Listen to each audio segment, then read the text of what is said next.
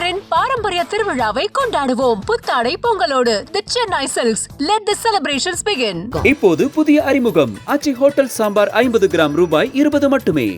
Don pictures தயாரிப்பில் ரவி மோகன், சிவகார்த்திகேயன், அதர்வா, ஸ்ரீலீலா நடிப்பில் பராசக்தி வெற்றி நடை போடுகிறது. ஐபிசி தமிழ் நேயர்களுக்கு வணக்கம். இன்றைய சிறப்பு நேர்காணலில் நம்மோடு இணைந்திருக்கிறார் பத்திரிகையாளர் சுவாமிநாதன் அவர்கள். வணக்கம். வணக்கம். இனிய பொங்கல் திருநாள் நல்வாழ்த்துக்கள். உங்களுக்கு வாழ்த்துக்கள் சார். உங்களுக்கும் உங்களோட சேனலோட சப்ஸ்கிரைபர் அத்தனை பேருக்கும் என்னுடைய இனிய பொங்கல் திருநாள் நல்வாழ்த்துக்களை தெரிவிச்சு. விஜய்க்கு ஒரு பக்கம் ராகுல் காந்தி ஆதரவு கொடுக்கிறாரு. இன்னைக்கு பார்த்தா பராசக்தி பட குழுவினரோட மோடி அவர்கள் டெல்லியில எல்முருகனுடைய இல்லத்துல பொங்கல் கொண்டாடுறாரு. என்ன நடக்குது அரசியல்ல அப்படிங்கிறது நம்ம பார்க்க வேண்டியதா இருக்கு. ஒரு பக்கம் பராசக்தியை திமுகவினர் கொண்டாடிட்டு இருந்தாங்க. இந்த பக்கம் பார்த்தா திடீர்னு அவங்கள கூப்பிட்டு இன்னைக்கு பொங்கல் விழாவே நடத்தி முடிச்சிட்டார் மோடி. என்ன நடக்குது? நிச்சயமா தமிழ்நாடு அரசியல் களம் என்பது சினிமா துறையினுடைய தாக்கம் என்பது மிதமிஞ்சின அளவுல இருக்கும். அது இன்னைக்கு நேற்று இல்ல. 1967களுக்கு முன்பு காங்கிரஸ் கட்சி ஆளும் கட்சியாக இருந்த கட்சி, அதற்கு பின்பு கழுதை செய்து கட்டெரும்பானது என்பார்கள் கிராம பகுதிகள்ல. அது போன்று காங்கிரஸ் கட்சி இன்னைக்கு ஒரு ஒட்டுண்ணி சாருண்ணிகளை போல ஏதோ ஒரு திராவிட கட்சியினுடைய தோல்ல சாய்ந்திருந்து அரசியல் செய்ய வேண்டிய அளவுக்கு தமிழ்நாடு மாறி இருக்குன்னா திரைத்துறையினுடைய தாக்கம் தான். அது எம்ஜிஆர் அவர்களா இருக்கலாம், அதற்கு பின்பு செல்வி ஜெயலலிதா அவர்களா இருக்கலாம், கலைஞர் அவர்களா இருக்கலாம், பேரறிஞர் அண்ணா அவர்களே திரைப்படங்களுக்கு வசனங்கள் எல்லாம் கூர்மையான முறையில அறிவார்ந்த சிந்தனைகளோடு அவர் எழுதியவர் தான். இப்படி தமிழக அரசியல் களம் ஏதோ ஒரு வகையில சினிமா துறையோடு தொடர்புடையது. அந்த நேரத்துலதான் விஜய் அவர்களை மையப்படுத்தி இன்றைய அரசியல் களம் 2026 அரசியல் களம் விஜய் என்கிற ஒரு மையப்புள்ளியை சுற்றி சுழலுது அப்படின்னு தான் நான் பாக்குறேன். ரொம்ப முக்கியமா நீங்க கேட்டதை போல விஜய் அவர்களுடைய ஜனநாயகன் திரைப்படத்துக்கு அதுக்கு மட்டும் சர்ச்சை இல்லை, 2 சர்ச்சைகள்ல விஜய் சிக்கியிருக்கிறார். ஒன்று சிபிஐ விசாரணை, அது கரூர் சம்பவம். கரூர் சம்பவத்துல ஒரு சிபிஐ விசாரணை போய்கொண்டிருக்கிறது. இன்னொரு பக்கத்துல நீங்க அப்படியே பாத்தீங்கன்னா ஜனநாயகன் படத்துக்கு மத்திய தணிக்கை துறை, அந்த தணிக்கை வாரியத்தினுடைய உறுப்பினர்கள் ஒருவரே கொடுத்த புகார், அந்த புகாரினுடைய எதிரொலியா படம் வெளியாவதுல சிக்கல். வழக்கு நிலுவையில இருக்கு, வழக்கு வரப்போகுது விரைவிலேயே உச்சநீதிமன்ற பெஞ்சில வர இருக்கு. இது ஒரு கோணம். 2வதா ராகுல் காந்தி இந்த விஷயத்த டீல் பண்ண மெத்தட் நீங்க பாத்தீங்கன்னா 9ஆம் தேதி வெளியாக இருந்தது ஜனநாயகம். 9ஆம் தேதி வெளியாக இருந்த படத்துக்கு 8ஆம் தேதி காங்கிரஸ் கட்சியினுடைய தமிழகத்தில் இருக்கக்கூடிய பல தலைவர்கள், மாணிக்கம் தாகூரா இருக்கலாம், ஜோதிமணி அவர்கள் இருக்கலாம், காங்கிரஸ் கட்சியை பொறுத்தவரை தொண்டர்கள் தான் பற்றாக்குறை, தலைவர்கள் நிறைய இருக்காங்க. அதுல ஒரு பல தலைவர்களும் அப்படி தமிழ்நாட்டுக்குள்ள குரல் எழுப்புனாங்க. ஜனநாயகன் படம் ரிலீஸ் பண்ணணும், இது கருத்துரிமைக்கான எதிரான ஒரு யுத்தம் அப்படின்னா குரல் எழுப்பினாங்க. 8ஆம் தேதி 9ஆம் தேதி படம் வெளியாக இருந்துச்சு. அது லாஜிக்கா சரி, ஒரு படம் நாளைக்கு வெளியாக வேண்டியது இன்னைக்கு குரல் எழுப்புனாங்க. ஆனா ராகுல் காந்தியோட குரல் அப்படி இல்லை. நீங்க பொறுமையா யோசிச்சு பார்த்தோம்னா 8ஆம் தேதி எல்லா காங்கிரஸ் கட்சியினுடைய இங்க இருக்கக்கூடிய மாவட்ட அளவுல மாநில அளவிலான நிர்வாகி எல்லாம் பதிவு போடுறாங்க. இவர் ராகுல் காந்தி அவர்கள் தமிழகம் வரக்கூடிய நாள் அன்று அங்க நீலகிரி மாவட்டத்துல ஒரு பள்ளிக்கூடத்துல அங்கு விழாவுக்கு வரக்கூடிய நாள்ல பதிவு போடுறாரு. ஒன்று. 2வது ஒரு 5 நாட்கள் எடுத்துக்கிறார். இந்த 5 நாட்கள் என்பது அவர் தொண்டர்களுடைய மனநிலையை உள்வாங்கி இருக்கிறார். உள்வாங்கி கொண்டு விஜய்க்கு நம்ம இந்த இடத்துல சப்போர்ட் பண்ணணுங்கிற முடிவுக்கு, ஏன்னா மற்றவர்கள் மாவட்ட தலைவர்கள் மாநில தலைவர்கள் போன்று ராகுல் சொல்லிட முடியாது. ஏன்னா திமுகவோட ஒரு நல்ல ஒரு கூட்டணிக்குள்ள உறவுல இருக்கார். ஏற்கனவே கடந்த காலங்களில் விஜய் அவர்களோட மெர்சல் படத்துக்கு எல்லாம் குரல் கொடுத்திருக்காரு ராகுல் காந்தி அவர்கள். பட் அன்னைக்கு இருந்த கலச்சூழல் இன்னைக்கு இல்ல. இன்னைக்கு விஜய் ஒரு அரசியல் கட்சியுடைய தலைவர் என்னதான் இருந்தாலும் அப்ப அரசியல் சாயம் பூசப்படும். அது பூசப்பட்டாலும் பரவாயில்ல, எங்களுக்கு திமுக கூட்டணியில கூடுதல் சீட்டு வேணுங்கிற இடம் நோக்கி ராகுலும் நகர்ந்து விட்டார் என்பதைத்தான் அவர் நேற்று தமிழகம் வரக்கூடிய நாள்ல அந்த ட்வீட் வந்தது காட்டுது. ஒன்று. அப்ப ஸ்ட்ராங்கான மெசேஜ் திமுகக்கு நேத்து அந்த ட்வீட் மூலியமா கொடுக்க பார்த்திருக்கார். அது சக்சஸ்ஃபுல்லாவே நடக்குமா என்னங்கிறது நம்ம பொறுத்திருந்து பார்க்க வேண்டியது இருக்கு. உங்களுடைய கருத்துப்படி? ஆமா ஆமா ஆமா நேற்றைக்கு அவர் கொடுத்த மெசேஜ் முழுக்க முழுக்க திமுகவுக்கு அவர் சொன்ன மெசேஜ் தான். நான் என்னுடைய கேள்வி ஒன்னே ஒண்ணுதான். 8ஆம் தேதி காங்கிரஸ் கட்சியில எல்லாரும் பதிவு போடுறாங்க. 9ஆம் தேதி வெளியாக இருக்கக்கூடிய படம் நீங்க 13ஆம் தேதி குரல் கொடுக்கணும். 4 நாட்கள் ஒரு எதிர்கட்சியினுடைய தலைவர், நாட்டையே ஆளக்கூடிய ஒரு எதிர்கட்சி ஆளுங்கட்சி 2 தான் நாட்டை இயக்கக்கூடிய பெரிய ஜனநாயக அமைப்புகள் நம்ம நம்புறோம். ஒரு நாட்டுக்கான ஒரு பிரதான எதிர்கட்சி தலைவருக்கு விஜய் அவர்களோட நல்ல ரிலேஷன்ஷிப்ல இருக்கிறதா சொல்லப்படக்கூடிய ஒரு தலைவருக்கு ஏன் கரூர் சம்பவத்துக்கு போன் போட்டு கேட்கிறாரு? கரூர் சம்பவத்துக்கு முதல்வர் மு க ஸ்டாலின் அவர்களுக்கும் போன் போடுறாரு, விஜய் அவர்களுக்கும் போன் போடுறாரு. இதை சொன்னா என்ன சொல்றாங்கன்னா ராகுல் காந்தி நல்ல ஜனநாயகவாதி, கருத்துரிமையினுடைய அடிப்படையில அவர் ஜனநாயக குரல்களுக்கு வேல்யூ சேர்க்கறதுக்காக செய்யறாரு அப்படின்னு. பட் அதை நம்ம கொஞ்சம் கூராய்வு பண்ணி பார்க்கலாமே சார். நீங்க கூராய்வு பண்ணீங்கன்னா கரூர் சம்பவத்துல திமுக அரசு, அதாவது தமிழக அரசு விஜய் சரியான நேரத்துக்கு வரலன்னு குற்றம் சொல்லுது. அது ஒரு நிலை. விஜய் தரப்பு என்ன சொல்லுது? தமிழ்நாடு அரசு எங்களுக்கு போதிய காவல்துறை பாதுகாப்பு தரல, அவர்களுடைய மெத்தனம் தான், அவர்களுடைய மேலதான் தவறுக்குது. அப்ப ராகுல் காந்தி அவர்கள் ஒண்ணுல பூனைக்கு காவல் இருக்கணும் அல்லது பாலுக்கு காவல் இருக்கணும். நான் பாலுக்கும் காவல் இருப்பேன், பூனைக்கும் காவல் இருப்பேங்கிற மாதிரி ஒரு பக்கம் மு க ஸ்டாலின் அவர்கள்ட்டையும் கூப்பிட்டு விசாரிக்கிறாரு, இன்னொரு பக்கம் விஜய் அவர்கள்ட்டையும் பேசுறாரு. அதனுடைய நீட்சி தான் நான் இப்படி பாக்குறேன். திமுக தான் எதிரி, அவங்கள வீழ்த்துவதற்காகத்தான் நான் வந்து அரசியலுக்கே வந்தேன் அப்படின்னு சொல்லி விஜய் அவர்கள் மறுபடியும் அவரோட அறிக்கையிலையா இருக்கட்டும், அதே மாதிரி பொதுவெளியில் இருக்கும் போதெல்லாம் தொடர்ந்து சொல்லிட்டே இருக்காரு. அப்பேற்பட்ட நபரோட தொடர்ந்து ராகுல் காந்தி வந்து ஒரு ஃபோன் வாயிலா பேசுறதா இருக்கட்டும், சரி ஃபோன் வாயிலா பேசுறது நம்ம வந்து அது ஒரு சென்டிமெண்ட்டா பேசினாருன்னு கூட நம்ம புரிஞ்சுக்கலாம். இந்த படத்துக்கு அவரு ஒரு ஒரு மெசேஜை கொடுக்கணும் அப்படிங்கிற ஒரு தேவையே இல்லையே. ஏன்னா தேர்தல் வேற நெருங்குது அப்படின்னு இருக்கும்போது தொடர்ந்து விஜய்க்கு கொஞ்சம் நெருக்கம் காட்டுற மாதிரியே ராகுல் காந்தி பண்றதுனாருன்னா இது கூட்டணி கணக்காகவும் இருக்கும் அப்படிங்கிற பார்வையும் இருக்குல்ல. இல்ல அதாவது அது கூட்டணியை நோக்கி நகர்வதை விட திமுகவுக்கான நெருக்கடின்னு தான் நான் பாக்குறேன். நீங்க காங்கிரஸ் கொடுக்கிற நெருக்கடிங்கிறது இன்னைக்குள்ள நெருக்கடி இல்ல சார். நீங்க கிட்டத்தட்ட பாத்தீங்கன்னா இதே கடந்த கால வரலாறு எடுத்து பாருங்க. 2006 2011 திமுக ஒரு மைனாரிட்டி அரசு அமைஞ்சது. காரணம் என்ன? அன்னைக்கு கூட்டணிகளுக்கு சீட்டு அள்ளி கொடுத்தது. 2011 63 சீட்டு வாங்கிட்டாங்களே காங்கிரஸ் கட்சி. இன்னைக்குதான் நம்ம பேசிட்டு இருக்கோம். கடந்த 4 மாசத்துக்கு முன்னாடி நம்ம எல்லாம் என்ன பேசணும்? அதிமுகவை பாஜக அடிபணிய வைக்கிறது, பாஜக கூட்டணி ஆட்சிக்கு நிர்பந்திக்கிறது, பாஜக கூடுதல் சீட்டை கேட்குது. 4 மாசத்துல காட்சி மாறிவிட்டது. இங்க திமுக காங்கிரஸ் கூட்டணி ஆட்சி கேட்குது, திமுக காங்கிரஸ் கூடுதல் சீட்டு கேட்குது. அப்ப என்னைக்குமே காங்கிரஸா இருந்தாலும் பிஜேபியா இருந்தாலும் நீங்க மதச்சார்பின் மீது காங்கிரஸ் தெளிவா இருக்காங்க, அதுல நமக்கு சந்தேகம் இல்லை. பட் காங்கிரஸா இருந்தாலும் பாஜகவா இருந்தாலும் மத்தியில் ஆளக்கூடிய கட்சிகள், தேசிய கட்சிகள் என்னைக்குமே திராவிட கட்சிகளுக்கு எதிரான மனநிலை கொண்ட கட்சிகள் தான். ஒரே நாணயத்தோட 2 பக்கங்கள் தான் காங்கிரஸும் பாஜக. அதுல எனக்கு சந்தேகமே இல்லை. அந்த நான் சொல்றது மாநிலங்களை அணுகக்கூடிய மெத்தட்ல நீங்க அதனாலதானே உங்களுக்கு நினைவுல இருக்கலாம், எங்க ரெய்டு ஒரு பக்கம் நடக்கும், கீழே கூட்டணி பேச்சுவார்த்தை, கூடுதல் சீட்டு தாங்க. அப்ப எல்லாமே அது ஒரே நிலை தன்மை கொண்டதுதான் 2 கட்சிகளுமே. அந்த விதத்துல ஒரு மத்தியில் ஆளுகிற பொழுது ஒரு முகமாகவும், எதிர்கட்சி வரிசை சேர்க்கிற போது ஒரு முகமா இருந்தா அவர்கள் எல்லாம் செயல்படுவாங்க. அப்ப இந்த இடத்துல நீங்க கேட்டதை போல அவர்களுக்கு அதிகபட்ச இலக்கு என்னன்னா, விஜயோட கூட்டணி போறது 2வது ஆப்ஷன் தான். முதல்ல திமுக கூடுதல் சீட்டு வாங்கணும், எங்களுக்கு கூடுதல் இடங்கள் வேணும். 25 சீட்டுங்க. போன தடவை அழுதாரு KS அழகிரி, நமக்கு நினைவுல இருக்கும். கூட்டணியில அங்க உள்ள இருந்து பேசிட்டு வரும்போதே அழுதுட்டு வந்தாரு வெளியில.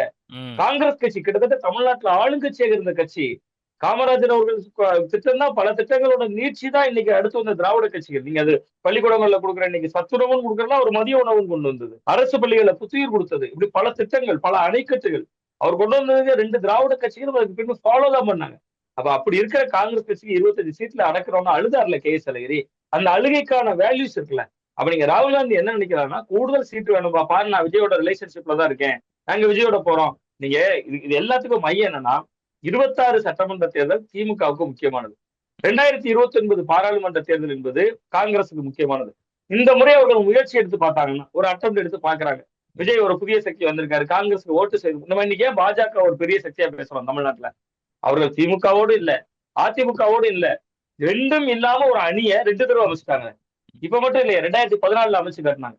2014 2 சீட்டு ஜெயிச்சாங்க. திமுகவோடும் இல்ல, அதிமுகவோடும் இல்ல. அன்னைக்கு தமிழ்நாட்டுல 37 தொகுதிகளை செல்வி ஜெயலலிதா அவர்களுடைய தலைமையில அதிமுக எடுத்துச்சு. 2 சீட்டு திமுக எடுக்கல, பாஜக தான் எடுத்தாங்க. தமிழ்நாட்டுல பல தொகுதிகள்ல அன்னைக்கு திமுகவுக்கு டெபாசிட் போச்சு. அவங்க அனுமதித்த அணி, அந்த பாஜக அன்னைக்கு அமைத்த அணியில பாமக இருந்தாங்க, தேமுதிக இருந்தாங்க, சின்ன சின்ன கட்சிகள், பல அமைப்புகள் இருந்தாங்க. நீங்க அப்படியே அந்த கால ஓட்டத்தை பாத்தீங்கன்னா 14க்கு அப்புறம் 24ல நினைச்ச அணியில அண்ணாமலை தலைமையிலான அந்த பாஜக அமைச்ச அணியில 18% ஓட்டு எடுக்கிறாங்க. அப்படிங்க 10 ஆண்டுகள்ல 2 தடவை பாஜக அந்த அட்டம் எடுத்திருக்கு. டிஎம்கே இல்ல, ஏடிஎம்கே இல்ல. அப்ப நீங்க காங்கிரஸ் மட்டும் திமுக அல்லது அதிமுக இருந்தாதான் ஜெயிக்க முடியும், இருந்தாதான் இதுதான் கீழே இருக்கிற கிரவுண்ட்ல பேசுறாங்க. விஜயோட ஒரு அட்டம் எடுத்து பார்ப்போம், வேணா எம்எல்ஏக்கள் எண்ணிக்கை குறையலாம், கட்சி வளரும். பாஜக அப்படிதான் வளர்ந்தாங்க, பாஜகவோட கட்சியில் அது இருக்கு. அதனால நம்ம அந்த முயற்சி எடுத்து பார்ப்போம். அது ஒருவேளை ஜெயிக்கலைன்னா, கைகூடலைன்னா 29 பாராளுமன்ற தேர்தலில் மீண்டும் திமுகவோட அண்ணன் தம்பி என்ன எல்லாம் ஒரு உறவு தான் போய் ஒட்டிக்கலாம். ஏன்னா நீங்க பாத்தீங்கன்னா 2014 திமுக காங்கிரஸ் தடிச்சிருந்தாங்க, ஆனா 16 போய் சேர்ந்துக்கிட்டாங்கல்ல. ஏன்னா திமுகவுக்கு சட்டமன்ற தேர்தல் முக்கியம்.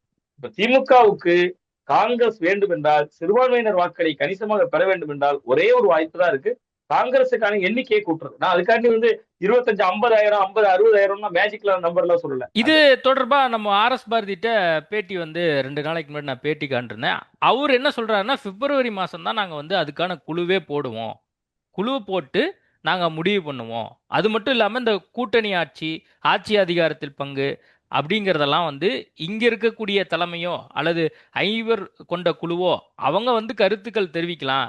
இதை ஸ்டாலின் அவர்களும் ராகுல் காந்தி அவர்களும் தான் முடிவு பண்ணுவாங்க.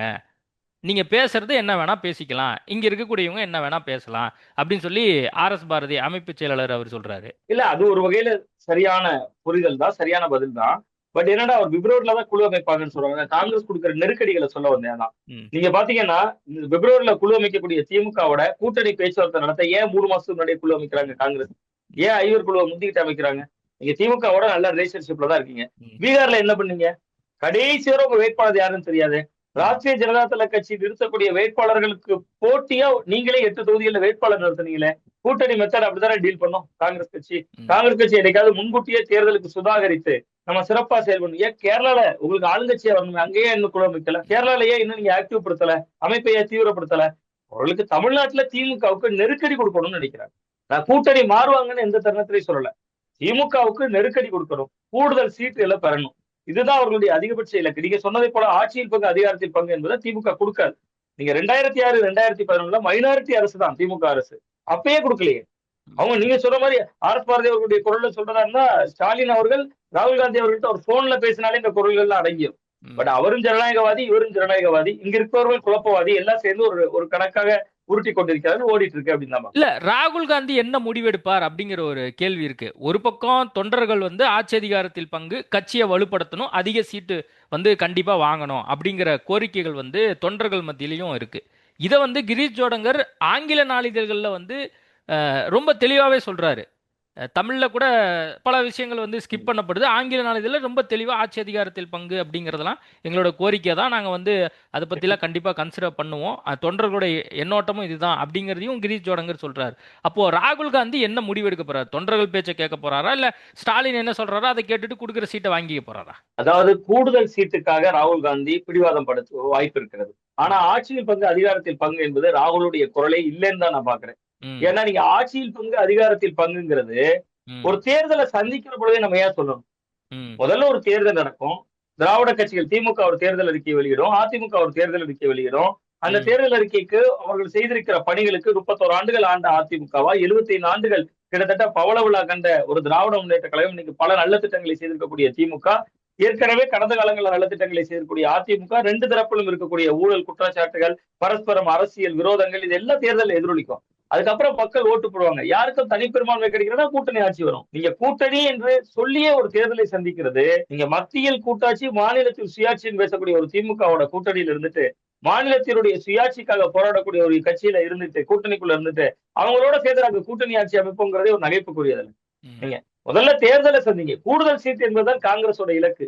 அவர்கள் 3 அமைச்சர்கள் வேணும்னு கேட்கறது எல்லாமே, நீங்க ஒரு சின்ன பிள்ளைங்களை கூட்டு கடைக்கு போவோம், நம்ம கடைக்கு போகும்போது அப்பா பொம்மை வாங்கிதான்னு கேட்கும். ஒரு பொம்மை கேட்காது, அப்ப இந்த 3 பொம்மையை வாங்கிதாப்பான்னு ஆடும். அப்பதான் ஏதாவது ஒரு பொம்மையை வாங்கி தருவோம். அந்த மனநிலையில தான் காங்கிரஸ் என்ன நினைக்கிறாங்கன்னா, நம்ம 2-3 கோரிக்கைகளை அடுக்குவோம், ஏதாவது ஒன்னாவது பாஸ் ஆகும்ல. இந்த கடவுள்கிட்ட கும்பிடுறப்ப ஒரு 10 வேண்டுதலை சொல்லுவான். அது மாதிரி அவங்க வந்து காங்கிரஸ் வந்து அந்த மனநிலையில இருக்காங்க. ஆட்சியில் பங்கு அதிகாரத்தில் பங்கு என்பது அதிமுகவை சம்மதிக்காத விஷயம் தானே. பாஜக, திமுக 100% சம்மதிக்காது. இத விஜய் அவர்கள் எப்படி கன்சிடர் பண்ணுவார்னு நினைக்கிறீங்க? இப்போ விஜய் அவர்கள் கண்டிப்பா வந்து கூட்டணி அமைச்சு தேர்தலை சந்திக்கணும் அப்படிங்கிற ஒரு எண்ணத்தோட தான் வந்து அவரே வந்து பொலிட்டிக்கல் கால்குலேஷன் போட்டிருப்பாரு. செங்கோட்டையின் தை பிறந்தால் வழி பிறக்கும் அப்படின்னு சொல்லி தொடர்ந்து அந்த டயலாக்கை சொல்லி ஒரு சில நாட்களுக்கு முன்னாடி பேசியிருந்தாரு. கிட்டத்தட்ட தை மாசமும் கிட்டத்தட்ட இன்னும் ஒரு சில மணி நேரத்தில் பிறக்க போகுது அப்படிங்கிற சூழல்ல இப்போ விஜய் அவர்கள் காங்கிரஸ் பத்தி என்ன நிலைப்பாடு வச்சிருப்பாரு? அது மட்டும் இல்லாம இப்ப தை பிறந்துடுச்சு, இப்ப அடுத்து என்ன முடிவு எடுக்க போறாரு விஜய்? விஜயை பொறுத்தவரை என்னுடைய கணிப்பில் இந்த தேர்தலில் அவர் தனித்து விடப்படுவார். அவருக்கு அரசியல் என்றால் என்ன, அரசியல் சூழல் என்றால் என்ன என்பது இந்த தேர்தலில் அவருக்கு ஒரு பாடமாக இருக்கும் அப்படின்னு நான் நம்புறேன். ஏன்னா கிட்டத்தட்ட இன்றைக்கல்ல 2 ஆண்டுகளுக்கு முன்பே விஜய் அவர்கள் அழைப்பு விடுத்திருந்தார். என்ன அழைப்பு விடுத்தாரு? என் கூட யார் வேணாலும் கூட்டணிக்கு வரலாம், கூட்டணி ஆட்சி, நம்ம வந்து ஆட்சியில் பங்கு அதிகாரத்தில் பங்கு. இந்த குரலை தமிழ்நாட்டுல முதல்ல சொன்னது விஜய் தான். அதுக்கு பின்புதான் திருமாவளவன் போன்றவர்கள் அதை வேறொரு குரல்ல பேச ஆரம்பிச்சாங்க. அப்படி விஜய் 2 ஆண்டுகளுக்கு முன்னாடி சொன்னாரு. நீங்க இப்படி கற்பனை பண்ணி பாருங்களேன், யாரு வேணாலும் என் கூட நடிக்க வரலாம், யார் வேணாலும் என்னை வைத்து படம் எடுக்கலாம், வந்துருங்கன்னு இதே விஜய் பேசியிருந்தாருன்னா அவர் வீடு பனையூர்ல இருந்து பரமக்குடி வரைக்கும் கூட்டம் நின்றுக்கும். மக்கள் அவ்வளவு பேர் வரிசையில் வைப்பாங்க. விஜயோட ஒரு சீன்லயே நடிச்சல. அரசியல் கட்சிகள் யாராவது போடாங்களா? அப்ப அரசியல் என்பது முற்றிலும் வேறுபட்ட ஒன்று. அவருக்கு அந்த களம் நீங்க பாக்கலாம். பாமக போறாரு, அன்புபடி போறாருனாங்க, அதிமுகவோட உடன்பாடு ஏற்பட்டுச்சு. தேமுதிக போகுதுனாங்க, அவங்க திமுக அதிமுக தான் இன்னைக்கு வரைக்கும் பேசிட்டு இருக்காங்க. அதனால விஜய் அவர்களால் ஒரு பெரிய கூட்டணியை அமைத்து விட முடியாது. அப்படி ஒரு வேலை சாத்தியப்பட்டால், திமுக வந்து ஓபிஎஸ் ரொம்ப குறைவாக மதிப்பிடுறாங்கிறாங்க, அவர் அதிமுக இடம் இல்லைன்ட்டாரு, அவருக்கு வைத்தியலிங்கத்துக்கு சீட்டு தரோம் வேணா வாங்கிற மாதிரி பேசுற மாதிரி சொல்லப்படுது. இது போன்று யாராவது போனா உண்டே ஒழிய விஜயால் ஒரு கூட்டணியை அமைக்க முடியாது. காங்கிரஸ் விஜய் அவர்களை பயன்படுத்தி வேற வலிமையை கூட்டுது, அவ்வளவுதான். விஜய் அவர்களுக்கு ஆதரவு கொடுப்பது, நேசக்கரம் நீட்டுவதெல்லாம் திமுகவிடமிருந்து கூடுதல் சீட்டை வாங்குறதுக்குன்னு தான் நான் பாக்குறேன் ஒன்று. ஆனா அதுல காங்கிரஸுக்கு ஒரு பெரிய ஆபத்து இருக்கு. நீங்க கிரவுண்ட்ல ஒரு வகையில என்ன மெசேஜை கடத்திட்டாங்கன்னா, காங்கிரஸ்காரங்க விஜயோட அலைன்ஸ் போறோங்கிற மாதிரியான ஒரு ஒரு ஒரு அலைன்ஸ் போறோம் அப்படிங்கிற மாதிரியான ஒரு மனநிலையை கிரவுண்ட்ல சாதாரண தொண்டர்கள் கிட்ட கடத்திட்டாங்க. ஒருவேளை நீங்க மீண்டும் திமுகவோடு தொடர்ந்தால் அங்க இருக்கக்கூடிய தொண்டர்கள் மத்தியில ஒரு பெரிய தாக்கத்தை இது ஏற்படுத்தும். ஒருவேளை நீங்க தாவேக்காவோட போயிட்டீங்கன்னா, திமுகவோட தான் இருப்போங்கிற நம்பிக்கையில இருந்தாங்கல்ல ஒரு மூத்த தலைவர்கள், அவங்க கிட்ட அது தாக்கத்தை ஏற்படுத்தும். எது எப்படியா இருந்தாலும் காங்கிரஸ் ஒரு ரிஸ்கான ஆயுதத்தை எடுத்திருக்காங்க. ஒன்னே ஒண்ணு சொல்ல ஆசைப்படுறேன். நீங்க ஒரு விஷயம் கேட்டீங்க, தை பிறந்தால் வழி பிறக்கும்னு. அது விஜய் தரப்பை முன்வைத்து கேட்டீங்க. ஓபிஎஸ் சொன்னார் நினைக்கிறேன். இந்த வார்த்தையை ஓபிஎஸ் சொன்னார், ராமதாஸ் கூட சொன்னார் நினைக்கிறேன். தை பிறந்தால் வழி பிறக்கும்னு. எல்லாருக்கும் இப்ப இந்த ஒவ்வொரு நேரம் ஒரு ட்ரெண்டிங் வேர்டு இருக்கிற மாதிரி இப்ப தை பிறந்தால் வழி பிறக்கும். உங்களுக்கு என்ன தை பிறந்தால் வழி பிறக்கும்? இல்ல நீங்க சொல்லுங்க ஏதாவது. தை பிறந்தால் வழி பிறக்கும். இல்ல அதான் நான் சொல்ல வரேன். அதான் நான் சொல்றேன். தை பிறந்தால் வழி பிறக்கும் என்னன்னு நான் சொல்லிடுறேன். அதாவது எங்க ஊர் கன்னியாகுமரி மாவட்டம். இந்த ஊர் நாஞ்சில் நாடுன்னு சொல்லுவோம். நாஞ்சில் அப்படின்னாலே கலப்பைன்னு அர்த்தம். கலப்பைனா அந்த நெல் விவசாயத்துல செழிப்பான பகுதி. நீங்க விவசாயிகள்ட்ட கேட்டா தை பிறந்தால் வழி பிறக்கும் என்ன அர்த்தம்னு கிளியரா சொல்லிடுவாங்க. நீங்க உங்க ஊர்ல உங்களுக்கு ஒரு வயல் இருக்குன்னு வச்சுக்கோங்களேன், எல்லா வயலும் பயிர் விளைஞ்சிருக்கும். மற்ற மாதங்கள் எல்லாம் பயிர் விளைஞ்சிருக்கும். தை மாசம் அறுவடை முடிஞ்சிடும். நீங்க உங்க வயலுக்கு 8வது வயலு பின்னாடி இருக்கிற வயல்னு வச்சுக்கோங்களேன், நீங்க அந்த வரப்போருமா நடந்து 7 வயலை சுத்தி 8வது வயலுக்கு போய் சேருவீங்க. தை மாசம் அறுவடை முடிஞ்சிடும். வயலு காலியா கிடக்கும். அப்ப உங்களுக்கு புதிய வழி பிறந்துடும். உங்க வயலுக்கு 8 வயலை சுத்தி போக வேண்டாம். குறுக்க போலாம், நெடுக்க போலாம், அங்கேயும் போலாம், எங்கேயும் போலாம். அதான் தை பிறந்தால் வழி பிறக்கும். அது விவசாயிகளுக்கான வார்த்தை, அரசியல்வாதிகளுக்கான வார்த்தை இல்ல. சோ அந்த வகையில இந்த தை பிறந்தால் வழி பிறக்கும் என்பது அவர்கள் கூட்டணி கணக்கை முன்வைத்து சொல்றாங்க. அதற்கான சாத்தியங்கள் இந்த தேர்தல் ஒரு வினோதமான தேர்தல். எல்லாருமே விஜய் ஒரு பேர சக்தியாக பயன்படுத்துறாங்க. ஆனா விஜய் அவர்கள் துரதிருஷ்டவசமாக 2 சம்பவங்களை லாக் ஆகியிருக்காரு. அதனால அவராலையுமே ஒரு கூட்டணிக்கான முன்னெடுப்புகளோ அந்த விஷயங்களை தீவிரம் காட்ட முடியலன்னு பாருங்க. சிபிஐல விசாரணை இருக்குங்க. நான் ஒரு சாமானியன். நான் ஒரு சாமானியனா சொன்னேன். ஒரு பத்திரிகையாளராக நம்ம இருக்கோம், நம்மள விட்டுருவோம். ஊர்ல இருக்கிற ஒரு சாமானியன். அந்த சாமானியனுக்கு திடீர்னு ஒரு வீட்டுக்குள்ள 2 அதிகாரிகள் வர்றாங்க. உள்ளூர்ல லோக்கல் போலீஸ் ஸ்டேஷன்ல ஒண்ணு கூப்பிடுறாங்க. நீங்க 8 மணிக்கு ஒண்ணு எஸ்ஐ வர சொல்லியிருக்காருன்னா 5 நடுங்கிரும். அந்த எஸ்ஐ வர சொல்லியிருக்கான்னு சொல்றவங்க போய் எஸ்ஐ முன்னாடி டேபிள்ல உட்காரக்கு ஒரு வழக்கறிஞர் தேவை. அந்த வழக்கறிஞர் என்ன சொல்லுவார்? வழக்கறிஞரை கூட இருக்குவாரா? தள்ளி நின்று சொல்லுவாரா? எஸ்ஐ என்னெல்லாம் கேள்வி கேட்பாரு? நம்மளுக்கு என்ன நடக்கும்? ஒரு சாதாரண மாநில காவல்துறையில கூடிய சட்டம் ஒழுங்கு போலீஸுக்கே ஒரு சாமானியன் இவ்வளவு பயப்படுகிற பொழுது, ஒரு மொழி தெரியாத, கிட்டத்தட்ட ஒரு சிபிஐ என்கொயரி எப்படி என்கிற நடைமுறைகளே தெரியாத விஜய் அவர்கள்ட்ட ஒரு சிபிஐ என்கொயரில போய் இருக்கும். அது பாசிட்டிவா முடிஞ்சு நெகட்டிவா முடிஞ்சு அதை விட்டுருங்க. அது தரக்கூடிய மன அழுத்தம் இருக்குல்ல, புற அழுத்தம், மன அழுத்தம், அந்த அழுத்தம் எப்படி உங்களை ஒரு கூட்டணியை நோக்கி கூட்டணி கட்சிகள்கிட்ட பேசுறதுக்கான மனநிலைய, யாரு வருவாங்கிற மனநிலைய, இப்ப விஜய் அவர்களுக்கே அழுத்தம் இருக்கும். எங்க கூட்டணிக்கு வாங்க என்கிற ஒரு அழுத்தமே இருக்கும் சிபிஐ என்கொயரி வழியா. அதுக்கு விஜய் என்ன முடிவெடுப்பாருன்னு தெரியாது. நம்ம சிபிஐ விசாரணை கொச்சைப்படுத்தல, அதிகார அமைப்புகளை நான் கேள்விக்குள்ளாக்கல, கேள்விக்கும் உள்ளாக்கல. பட் பல அழுத்தங்கள் இருக்குங்கிற அவருக்கு பல அழுத்தங்கள் இருக்கும். அந்த அழுத்தங்களுக்கு மத்தியில தான் அவர் ரொம்ப நெருக்கடியான சூழல்ல தான் விஜய் கட்சி இருக்கும். பட் அவங்க வழக்கம் போல போகிற பொழுது அவரு கை காட்டிட்டு அப்படி போறாரு. நேற்றுலாம் பார்த்தோம், காட்சிகள்ல பார்த்தோம், கையெல்லாம் காட்டிட்டு போறாரு. வழக்கமா விஜய் உங்க விஜய் உயிரிட வரவாங்கிற பாடல் மட்டும் எனக்கு மிஸ்ஸிங் நான் பாக்குறேன். ஏன்னா சிபிஐ என்கொயரியில போய் அந்த பாடல்லாம் போட்டு போய் இறங்க முடியாது, சரியான நேரத்துக்கு போய் தான் ஆகணும். சோ விஜய் அவர்கள் ஒரு நெருக்கடியான காலகட்டத்துல இருக்காரு. அவரை மையப்படுத்தி அவரை தவிர மற்ற எல்லாருமே அரசியல் பண்றாங்க அப்படின்னு தான் நம்ம. அப்போ அவருக்கு தை பிறந்தா வழி பிறக்கிறதுக்கு வாய்ப்பு இல்ல, தனித்து விடப்படுவார். 2026 தேர்தல் அரசியல் பாடமாக கற்றுக்கொள்ளக்கூடிய ஒரு ஆண்டாக இருக்கும். நிச்சயமா அதை நோக்கிதான் விஜய் அவர்களுடைய அரசியல் இருப்பதற்கான வாய்ப்பு இருக்கும். ஏன்னா அவர் சந்திக்காத வினோதமான சர்ச்சைங்க இது. படத்துல அவர் நிறைய சர்ச்சைகள் சந்திச்சிருக்காரு. ஜனநாயகன் ரிலீஸ் தள்ளி போறதுனா விஜய்க்கு ஒரு பிரச்சனையாக இருக்காது. அது ஒரு பெரிய அழுத்தம்லாம் தராது. எல்லாரும் ஜனநாயகன் ரிலீஸுக்காக பேசிட்டு இருக்காங்க. அதெல்லாம் விஜய்க்கு அழுத்தம் தராது. ஏன்னா நீங்க உங்களுக்கு அவர் பார்க்காத பிரச்சனையா, தலைவா டைம் டு லீடுன்னு கீழே போட்டாரு. சரி, ஜெயலலிதா அவர்களுடைய ஆட்சி டைம் டு லீடு எப்படி போடலாம், சர்ச்சையாகுது. சர்க்கார் படம் இலவச பொருட்களை உடைக்கிறாங்க, பிரச்சனையாகுது.